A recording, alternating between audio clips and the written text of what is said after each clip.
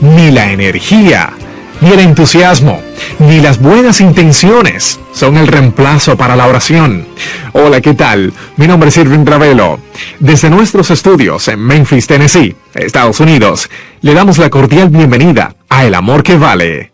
La Biblia enfáticamente dice, orad sin cesar. Abra su Biblia, por favor, en Mateo 7. Desde allí, el doctor Adrian Rogers, en la voz del pastor Lenín de Llanón, presenta la primera parte de su mensaje, El poder de la petición que prevalece. Hoy deseo que fijemos nuestra atención en Mateo 7:7. Es una de las más extraordinarias promesas de la Biblia porque nos dice cómo lograr que nuestras oraciones sean contestadas.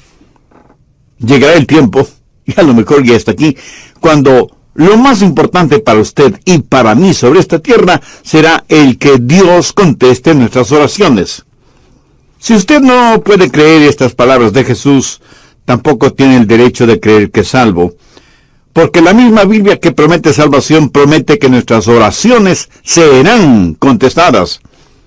Y si usted no cree una promesa, ¿cómo puede creer otra? En Mateo 7:7 Jesús dijo, pedid, y se os dará, buscad, y hallaréis, llamad, y se os abrirá. Ahora, note la explicación lógica que da Jesús desde el verso 8, porque todo aquel que pide recibe, y el que busca halla, y al que llama se le abrirá. ¿Qué hombre hay de vosotros que si su hijo le pide pan, le dará una piedra? ¿O si le pide un pescado, le dará una serpiente? Pues si vosotros, siendo malos, sabéis dar buenas dádivas a vuestros hijos, ¿cuánto más vuestro Padre que está en los cielos dará buenas cosas a los que le pidan? Cuando yo era solo un muchachito, el doctor Roy Ángel era un muy conocido pastor en Miami, en la Florida. Y una de las cosas que él hacía en sus predicaciones era contar historias. Usaba en forma excelente ilustraciones en sus mensajes, y alguna vez contó de un joven pastorcito cuidando sus ovejas. Un día ese joven pastor vio en el suelo una flor de increíble belleza.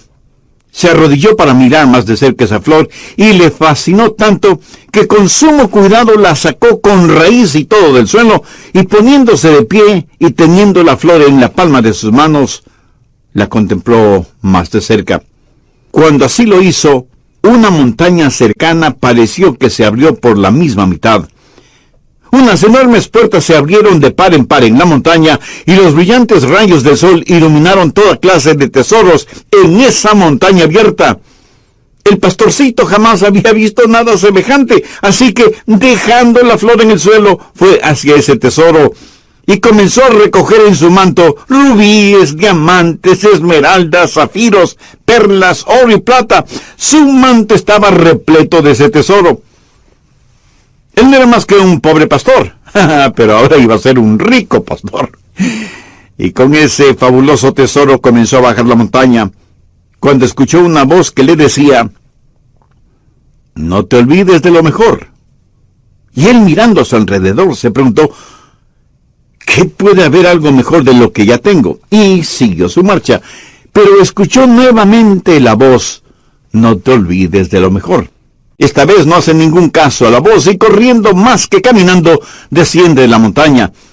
De pronto, con gran estruendo, las enormes puertas que vio en la montaña se cerraron y la montaña desapareció completamente.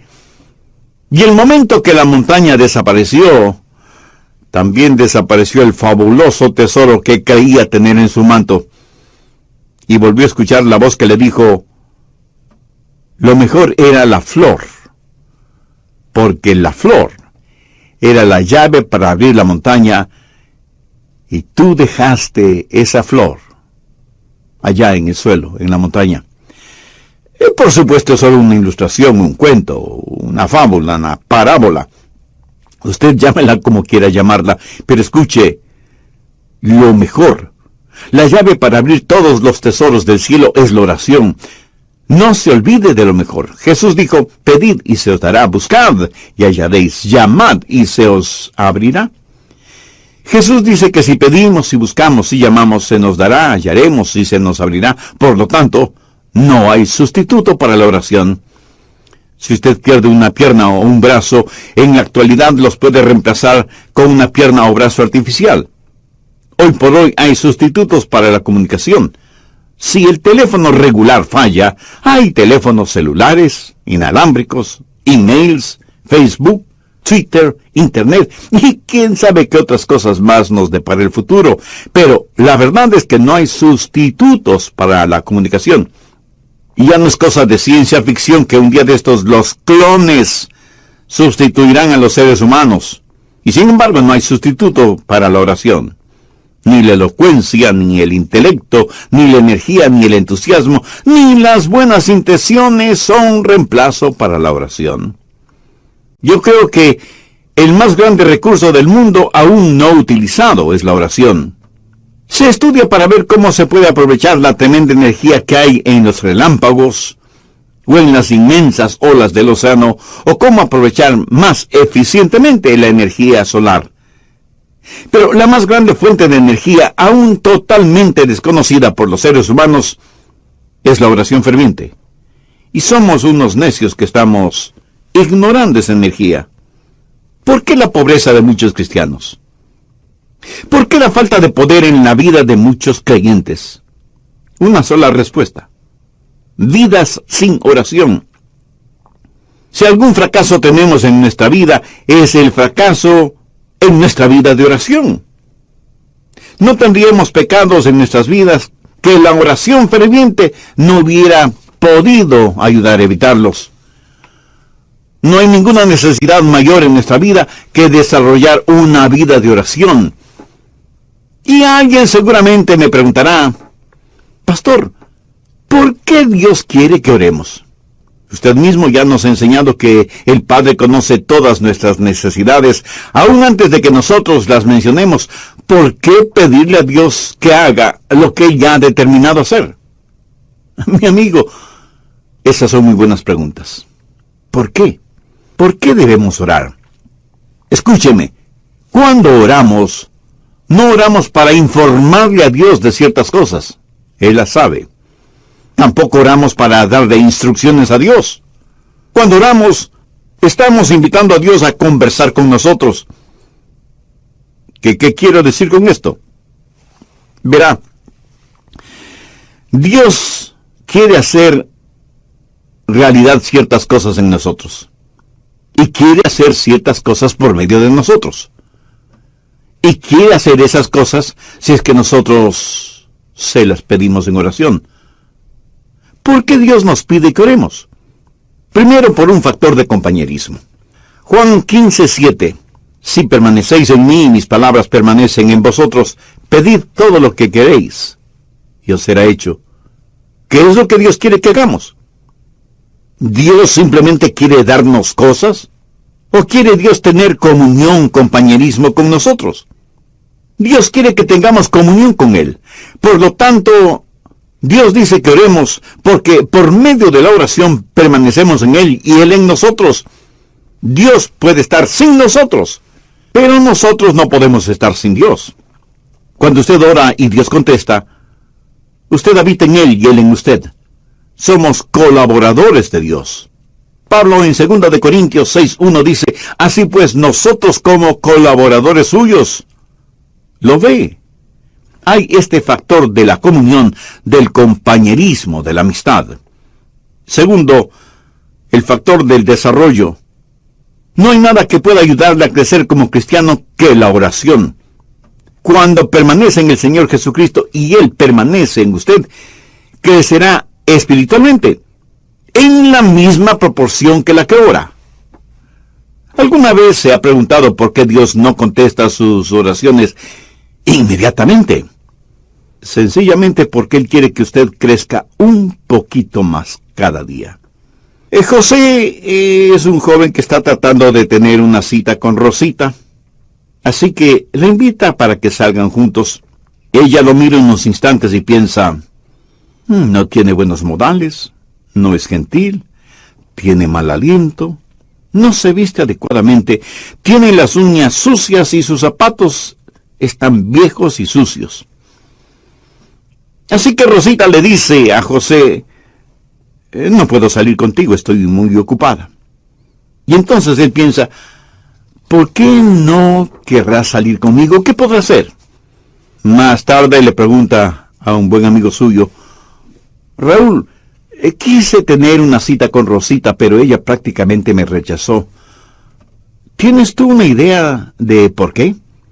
Y Raúl, como buen amigo, le dice, ¿y quieres que sea completamente honesto con mi respuesta? Por supuesto que sí. Y Raúl, después de respirar profundamente, le dice, mira, José, tienes mal aliento. ¿Cómo que yo tengo mal aliento? No puede ser. José, estoy siendo honesto contigo. Y José va y compra un agradable enjuague bucal, usa una pasta dentífrica que refresca el aliento, y después de algunos días vuelve a invitar a Rosita, y Rosita vuelve a decirle que no. Otra vez va a consultar con Raúl, y Raúl le dice, pero mira la manera en que estás vestido. No tienes un espejo. Tu camisa está más que sucia, hueles muy mal, parece que no usas nada contra el mal olor de tus axilas, y mira tus zapatos, más horribles no pueden ser. Después de un par de semanas, José va nuevamente donde Rosita, pero luce diferente. Su ropa está limpia, está bien afeitado y masculinamente peinado. De su cuerpo se desprende un suave olor, como brisa marina. Sus uñas están recortadas y limpias, y sus zapatos parecen de charol. Y le dice, Rosita, ¿quieres salir conmigo? Te invito a tomar unos helados. Y casi no lo pudo creer cuando ella le contestó, José, me dará mucho gusto salir contigo. Y los dos tuvieron una tarde maravillosa. Sí, yo sé que esto es solo una ilustración, pero escúcheme. Algunas veces nos acercamos a Dios y simplemente le decimos, Dios, haz esto. Pero hay algo que Dios quiere que nosotros hagamos primero, y es orar, porque la oración ayuda a desarrollar nuestras vidas. Cuando Dios no nos da algo que le hemos pedido, enseguida preguntamos, ¿por qué Dios no contesta mis oraciones? Y el Espíritu Santo nos dice, porque hay pecado en tu vida, eres egoísta, eres carnal, te interesa más lo temporal y material que lo espiritual y eterno. Mi amigo, marque mis palabras. Hay un factor de desarrollo en nuestras vidas. Cuando oramos, Dios nos hace crecer por medio de la oración. Tercero, el factor de la dependencia en la oración. Dios nos hace crecer espiritualmente por medio de la oración. Jesús dijo en Juan 15:5, porque separados de mí, nada podéis hacer. Si Dios contestara nuestras oraciones automáticamente, no habría ningún crecimiento. Pero si nunca tuviéramos que orar, no habría ninguna dependencia. La oración es la forma en que nos fusionamos con Dios. Y esa es una maravillosa promesa.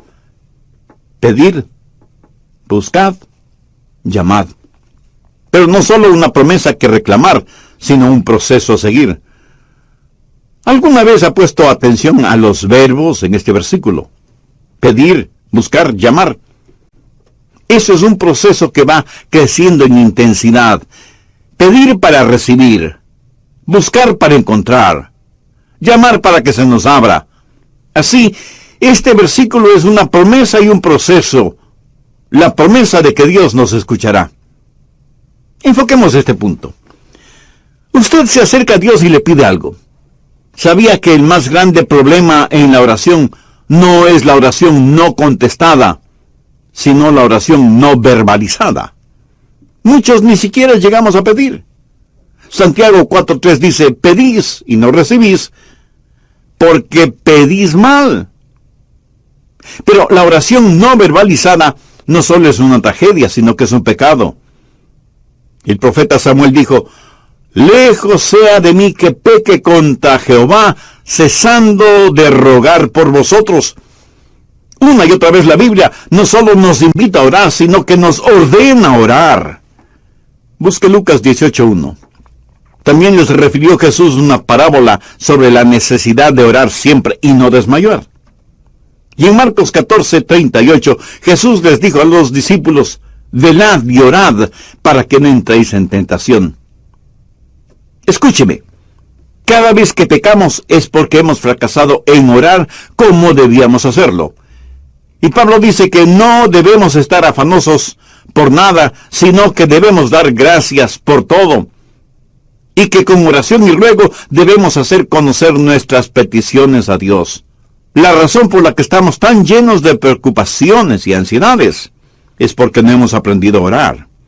Y porque cuando oramos pedimos lo que queremos y no lo que en verdad necesitamos. Una buena manera de probar si lo que pedimos es correcto o incorrecto es preguntándonos: ¿puedo pedirle esto a Dios? Si su propia respuesta es negativa, pues no se atreva a pedírselo a Dios. Y si es incorrecto pedírselo a Dios, entonces es incorrecto el tenerlo o el hacerlo. No divida su vida entre lo secular y lo sagrado. No piense que cuando ora, Dios está interesado en unas cosas y no en otras. Se puede imaginar a Jesús viviendo de esa manera. Cada día es un día santo. Y cuando estamos en la voluntad de Dios, todo lo que pidamos en oración, le puedo asegurar que estará de acuerdo con la voluntad de Dios. Y si usted me pregunta: pastor, ¿y qué de las cositas pequeñas? Porque yo oro solo por las cosas grandes. Mi amigo, ¿qué es pequeño o qué es grande delante de Dios? Debemos orar por todas las cosas. Sí, ore por la salud de su cónyuge o sus hijos, ore por su trabajo o su negocio, pero ore también por el fin de semana o las vacaciones con su familia. Pastor, ¿qué si es que quiero las cosas equivocadas? ¿Debo orar por eso? Por supuesto que sí. Pero ore para que Dios le quite ese deseo que tiene por las cosas equivocadas. Dios no le contestará a menos que usted le pida. Y eso significa que usted expresa un deseo. Pero cuando usted busca, eso es una experiencia descubierta. Verá, muchas veces pedimos las cosas equivocadas. Muchas veces no estamos en posición de pedir nada. Muchas veces las cosas por las que pedimos son totalmente desconocidas para nosotros. Así que la oración verdadera está eslabonada con la búsqueda. Y el propósito, la voluntad de Dios, pudiera ser que necesitamos buscar. Voy a detenerme en este punto y en el próximo programa terminaré este estudio bíblico.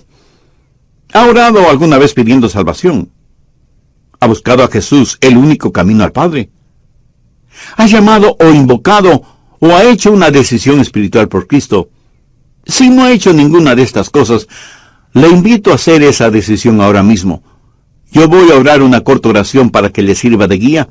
Usted dígala con sus propias palabras, pero dígala con fe, con confianza, sabiendo que Dios le escuchará y le contestará, porque ¿qué cosa puede haber mejor o más importante que el perdón de nuestros pecados? Que venga a mi casa.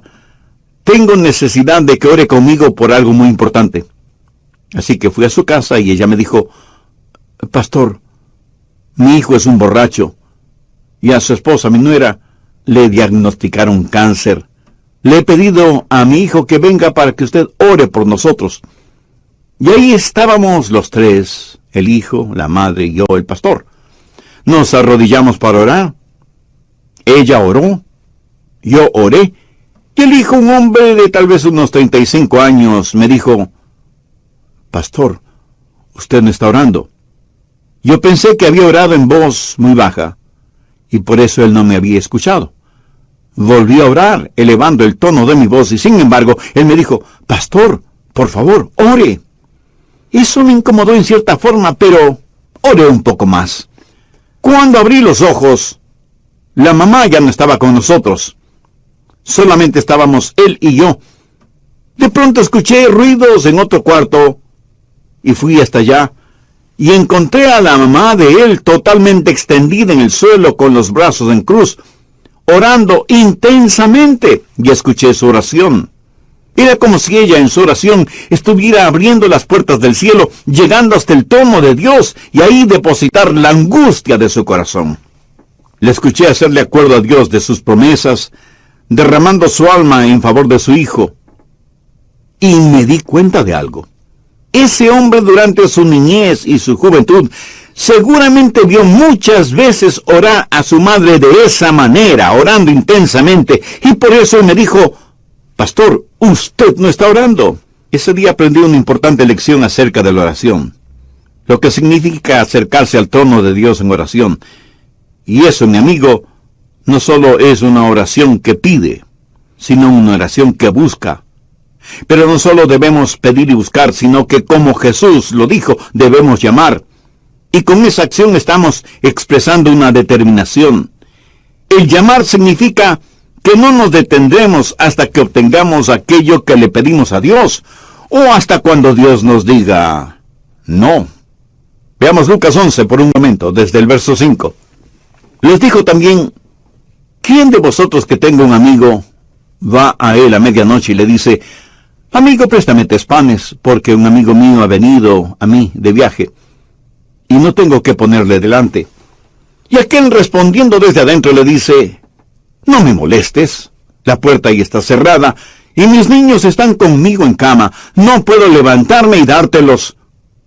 Os digo que aunque no se levante a dárselos por ser su amigo, sin embargo por su importunidad se levantará, y le dará todo lo que necesite.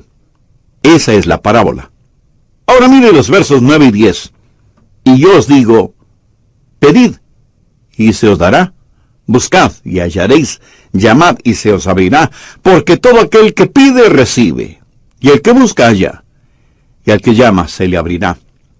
Ahora usted tiene que entender algo sobre esos tiempos bíblicos. Era totalmente, absolutamente impensable que un amigo viniera a su casa y usted no le brindara hospedaje y alimentación. La hospitalidad es algo sumamente valiosa en el Medio Oriente. Así que un amigo llega a casa de su amigo después de un largo viaje y le dice: Juan, ¿podrías darme albergue esta noche?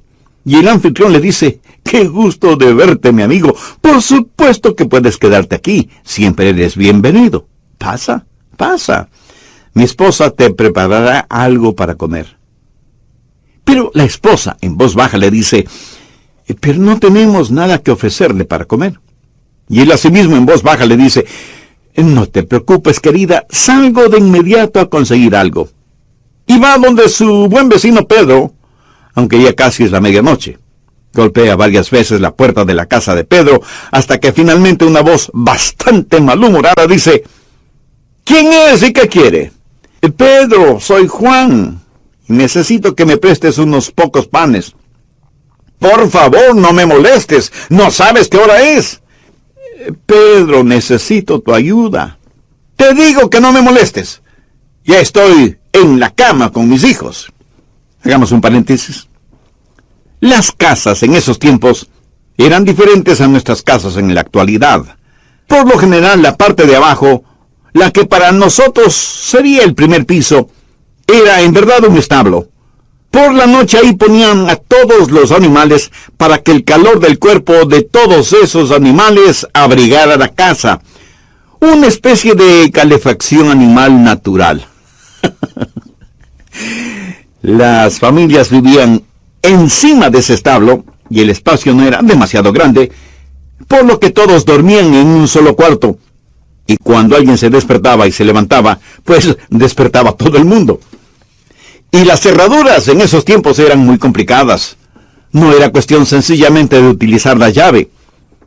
Había que bajar del segundo piso, despertando a todos, cruzar entre los animales, hacer un tremendo ruido quitando las seguridades de la cerradura. Así que para cualquiera no era fácil simplemente bajar y abrir la puerta. Pero Juan insistió e insistió hasta que Pedro, para que no le moleste más, le dio los panes que necesitaba. Lo hizo no necesariamente porque Juan era su buen amigo, sino porque Juan fue insistente. No aceptó un no como respuesta. Y de eso está hablando Jesús, de la persistencia en la oración. ¿Cuántos de una viuda que fue donde un juez injusto, buscando justicia? Este juez no tenía miedo de Dios ni de los hombres. Era un ateo, un juez ególatra. Y la viuda venía una y otra vez porque necesitaba hablar con el juez. Finalmente el juez falló a favor de la viuda porque, como ese juez mismo lo dijo, no quiero que me agote la paciencia. Esta ilustración la utilizó Jesús para poner de relieve que si un juez injusto puede actuar de esa manera, ¿cómo un juez justo no va a escuchar nuestras oraciones? Dios no es como un juez injusto. Y si Dios, el juez justo, nos contesta, no es para librarse de nosotros antes de que se le acabe la paciencia. Dios quiere que persistamos en la oración porque Él está haciendo algo en nosotros y por medio de nosotros. Y siempre vamos a encontrar a Jesús enseñando la persistencia en la oración. Y sea que usted lo entienda o no, es una enseñanza bíblica. Permítame también mencionar a la mujer sirofenicia que desde lo que es hoy el Líbano se acercó a Jesús para buscar ayuda para su hija que estaba poseída por un demonio. Es profundamente interesante la conversación de Jesús con esa mujer griega. Vayamos al capítulo 7 de Marcos, desde el verso 26. La mujer era griega y sirofenicia de nación, y le rogaba que echase fuera de su hija al demonio. Pero Jesús le dijo, deja primero que se sacien los hijos, porque no está bien tomar el pan de los hijos y echárselo a los perrillos. Respondió ella y le dijo, sí, Señor. Pero aún los perrillos debajo de la mesa comen de las migajas de los hijos. Entonces le dijo, por esta palabra, ve, el demonio ha salido de tu hija. Y cuando ella llegó a su casa, halló que el demonio había salido y a la hija acostada en la cama. Cuando Jesús usó la palabra perrillos, hacía referencia a perritos mascotas. Note que la mujer no se siente ofendida por eso, y más bien le dice a Jesús que aún los perrillos están felices de comer las migajas de pan que caen de la mesa. En el original, ella no usa la misma palabra que Jesús utilizó para perrillos. Ella usó una palabra que describe a un perro callejero, flaco y sarnoso. Por eso Jesús se sintió conmovido y le otorgó a la mujer lo que le había pedido. Durante las horas finales de su pasión, Jesús oró a su Padre varias veces. Jesús, el Hijo de Dios, prevaleció en las extensas sesiones de oración sobre un largo periodo de tiempo, hasta que Dios le contestó. Pero Dios no le contestó como Pablo se lo pidió, sino como Dios quiso contestarle. Elías oró por lluvia, y estando en el monte Carmelo, envió a su criado a ver si descubría alguna nubecita en el cielo. Nada. 6 veces dio la orden y 6 veces la misma respuesta. Nada. Pero a la 7ª vez el criado vio una nubecita del tamaño del puño de un hombre. Esto es una ilustración de la oración persistente de Elías, quien, juntamente con su criado, comenzó a caminar porque ya se escuchaba el sonido de una abundante lluvia. Ahora, ¿cómo saber cuándo pedir o cuándo dejar de pedir? ¿Cuándo buscar y dejar de hacerlo? ¿Cuándo llamar y dejar de hacerlo? Al respecto, permítame mencionar 3 pasos. Se detiene cuando Dios le da lo que usted ha pedido. A veces las respuestas de Dios son directas. Otras veces son diferentes. Algunas veces Dios demora sus respuestas. Otras veces simplemente las niega. ¿Pero cómo saberlo? Bueno, si Dios le otorga lo que usted ha pedido, ya no hay que seguir pidiendo, ¿no le parece? Pero algunas veces usted ora por algo, y aunque no lo tiene en sus manos, lo tiene en su corazón. Quiero decir, algunas veces Dios le dirá, ya lo tienes. Y usted tiene la seguridad de que lo que ha pedido a Dios ahora, ya se lo ha dado. Y usted comienza, aunque Dios le haya dicho, no, agradézcale. Porque Dios nos da solo cosas buenas. Y si no nos da algo que le hemos pedido, es porque seguramente eso no será bueno para nosotros. Pero usted se mantiene pidiendo hasta que Dios le diga sí, o espera, o definitivamente no. Entonces hay una promesa que reclamar, hay un proceso que seguir y hay una provisión que debemos gozar. Note que el Señor Jesucristo dice por qué y cómo contesta nuestras oraciones.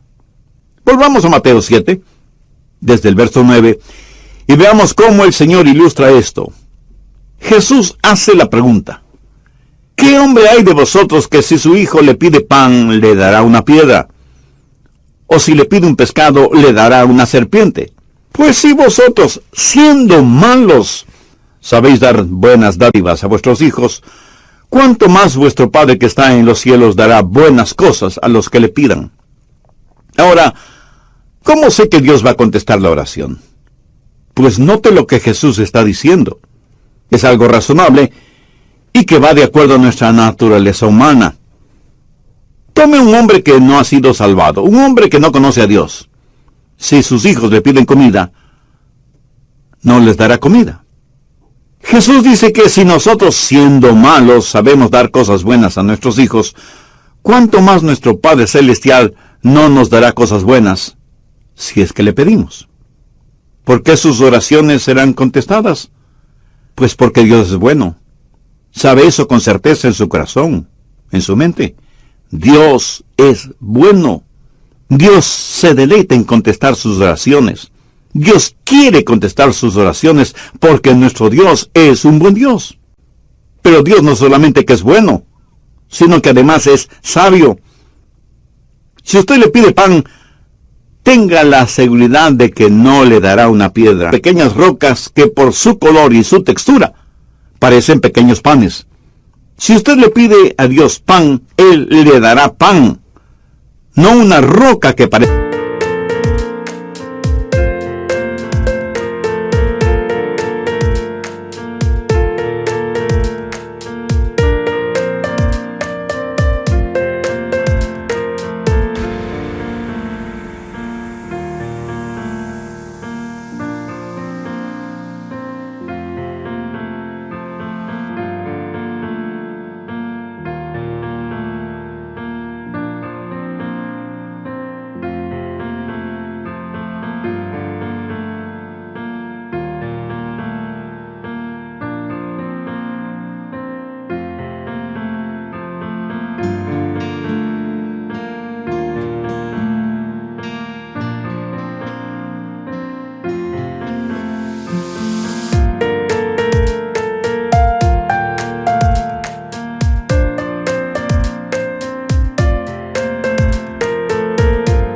Pan. Ahora escúcheme. Si usted le pide una roca, Él no le dará una roca. Él no le dará ninguna cosa mala, aunque usted se lo pida. ¿Por qué? Porque Dios es bueno, sabio y capaz. Yo tuve un padre terrenal a quien amé mucho. Cuando cumplió sus 86 años, pensaba que tenía solo 40. Ah, mi querido padre. Él tenía sus limitaciones, como todos los seres humanos las tenemos. En cambio, mi Padre Celestial no tiene limitaciones. En Él tengo la simpatía de un padre y la soberanía de un rey. Él es un padre que me escucha y un rey que me contesta. ¿Por qué Dios contesta, escucha mis oraciones? Porque Él es un Dios bueno, sabio y soberano. ¡Qué poderoso Dios al que servimos! Nosotros somos unos necios que es que no aprendemos a orar. Jesús dijo que si pedimos se nos dará, si buscamos lo encontraremos, y si llamamos nos será abierto. La cosa más sabia que podemos hacer es aprender a orar. Es Dios su Padre Celestial. Aquí Jesús no está hablando a la gente perdida, está hablando a los salvados. Si el Señor Jesucristo aún no es su Salvador, significa que usted necesita ser salvo, y puede serlo ahora mismo, si ese es el deseo de su alma. Le invito a repetir conmigo una sencilla oración. Dígala con sus propias palabras, pero dígalas con profunda fe, con sinceridad y con convicción.